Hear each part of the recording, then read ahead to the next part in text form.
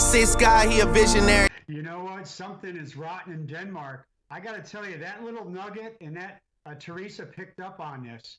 That officer said when I inputted it was disorderly.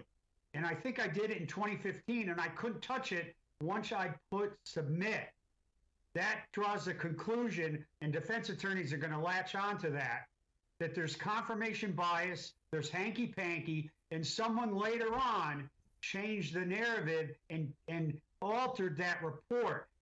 Now, why would they be saying that? Well, let's get into the facts. This is crazy. Take a listen here. Still, in order to ask him, I'll sustain his objection. In order for you to ask more questions, you're probably going to need to clarify what you're showing him. Can you turn to page, what is listed, 25 on the documents you brought with you? Yes, Counselor. Okay. And is that your reporting officer narrative? Yes, it is. Okay. And is that either substantially or identical to what's on page 3 of the same document you came, which is also reporting officer narrative, except for what's in the center top? The center, the narrative appears to be the exact same on both pages.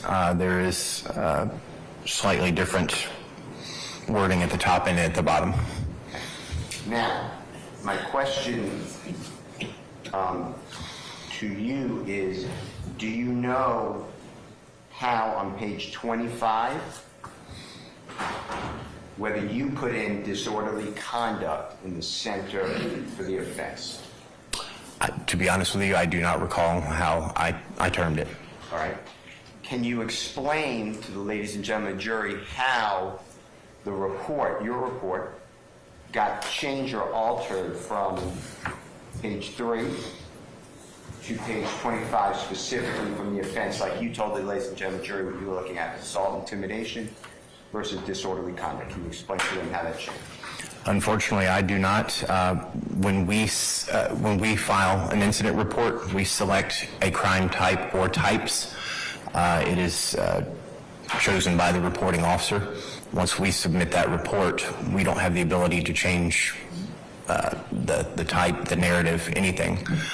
It seems that one is dated 2015, listing disorderly conduct, and one is dated printed out 2022, lists assault, intimidation, but that could not have been done by me. I don't know how that happened, to be honest with you. And you wouldn't have done that, would you? No, our system doesn't give us the ability to go back and modify. And the disorderly conduct is the reporting officer narrative that was in July 7, 2015. Is that fair to say? Yes, it says date and time of the report is July 7th. This was printed on July 9th and listed as disorderly conduct. That's pretty much concluded your work on this case. Is that fair to say? That is correct. After the incident report, the detective handled the case from there. Thank you again. Thank you, Counsel. How do you feel it makes the prosecutor look that a retired officer verified that his report had disorderly conduct versus a report dated years later that it was changed to assault? You know what? Something is rotten in Denmark. I got to tell you, that little nugget and that Teresa picked up on this. That officer said when I inputted it was disorderly. And I think I did it in 2015, and I couldn't touch it once I put submit. That draws a conclusion, and defense attorneys are going to latch onto that there's confirmation bias, there's hanky-panky, and someone later on changed the narrative and altered that report. That looks incredibly bad. That is obstruction. That is obstruction classic. So the jury's going to be reminded of that during closing about that little nugget. I found that testimony, that little bit, very interesting.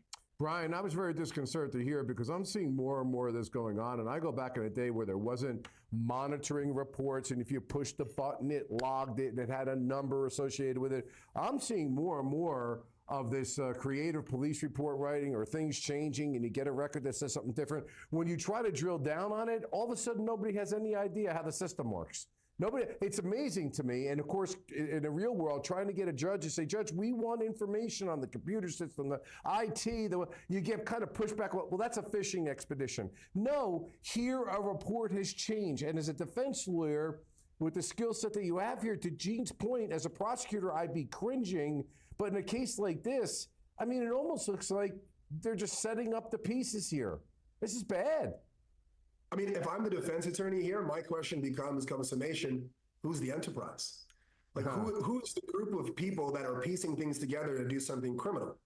Is it a rap label who has ties to a community that they are trying to elevate? And this is me making an argument. I'm not saying this for any other reason, but is it a rap community of 5 people who have made it out of this community of violence and who are helping the people in their families and trying to pull themselves out of poverty?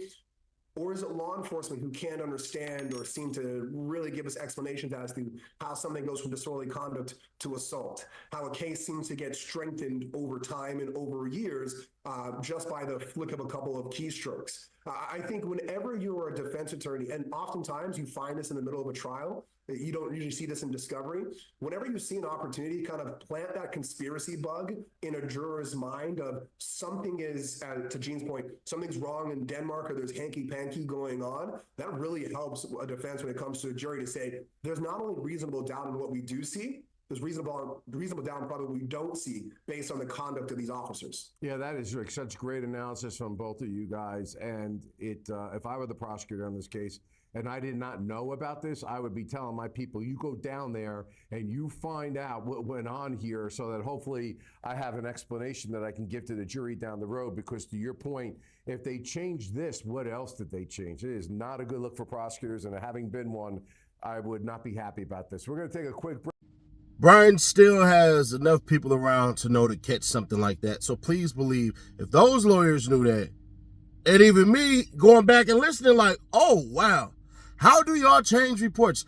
This happens all the time, and this is why y'all are always told, take that shit to motherfucking trial, man.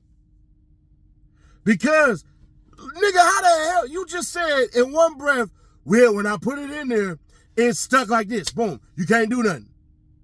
But now, you can go back and you can change it years on down the line.